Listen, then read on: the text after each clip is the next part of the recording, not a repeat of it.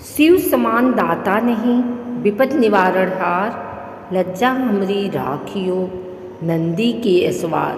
श्री शिवाय नमस्तुभ्यम। राधे राधे।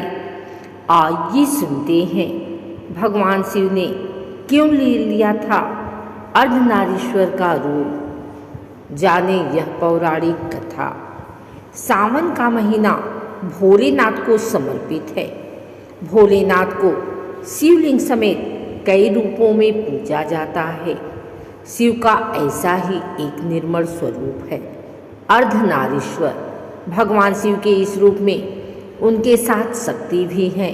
माना जाता है कि भगवान शिव ने यह रूप ब्रह्मा जी के सामने लिया था।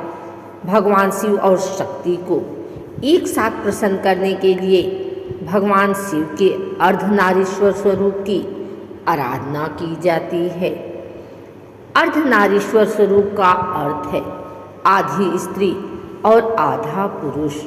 भगवान शिव के इस अर्धनारीश्वर स्वरूप के आधे हिस्से में पुरुष रूपी शिव का वास है, तो आधे हिस्से में स्त्री रूपी शिवा यानी शक्ति का वास है।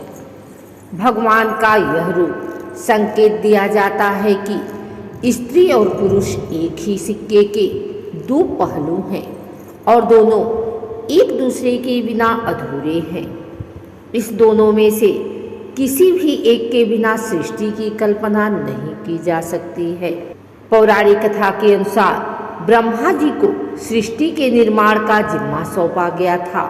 जब ब्रह्मा जी ने सृष्टि के निर्माण का काम शुरू किया, तब उनको ज्ञात हुआ कि उनकी ये सारी रचनाएं जीवनोपरांत नष्ट हो जाएंगी और हर बार उन्हें नए सिरे से सृजन करना होगा। उनके सामने यह एक बहुत ही बड़ी दुविधा थी कि इस तरह से सृष्टि की वृद्धि कैसे होगी। काफी सोच विचार करने के बाद ब्रह्मा जी भगवान शिव के पास पहुँचे। ब्रह्मदेव के अनुरोध पर शिव जी ने स्त्री पुरुष दोनों की उत्पत्ति के लिए यह रूप धरा। शंकर भगवान ने इसी स्वरूप में ब्रह्मा जी को दर्शन दिया।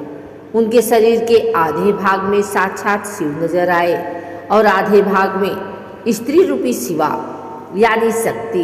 अपने इस स्वरूप के दर्शन से भगवान शिव ने ब्रह्मा जी को प्रजननशील प्राणी के सृजन की प्रेरणा दी। इस तरह शिव से शक्ति अलग हुई और फिर शक्ति ने अपने मस्तक के मध्य भाग से अपने ही समान कांति वाली एक अन्य शक्ति को प्रकट किया।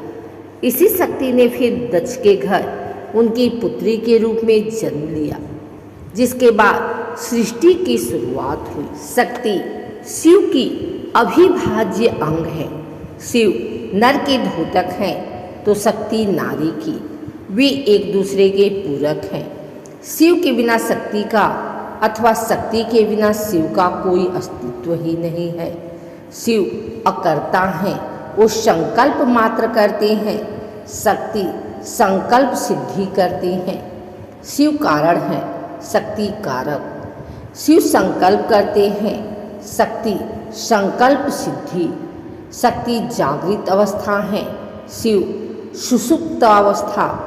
शक्ति मस्तिष्क है, शिव हृदय। शिव ब्रह्मा है, शक्ति सरस्वती। शिव विष्णु है, शक्ति लक्ष्मी। शिव महादेव हैं, शक्ति पार्वती। शिव रुद्र हैं, शक्ति महाकाली। शिव सागर के जल समान हैं, शक्ति सागर की लहर हैं। शिव सागर के जल के समान है तथा शक्ति लहरों के समान है। लहर है जल का वेग। जल के बिना लहर का क्या अस्तित्व है और वेग बिना सागर अथवा उसके जल का। यही है शिव एवं उनकी शक्ति का संबंध।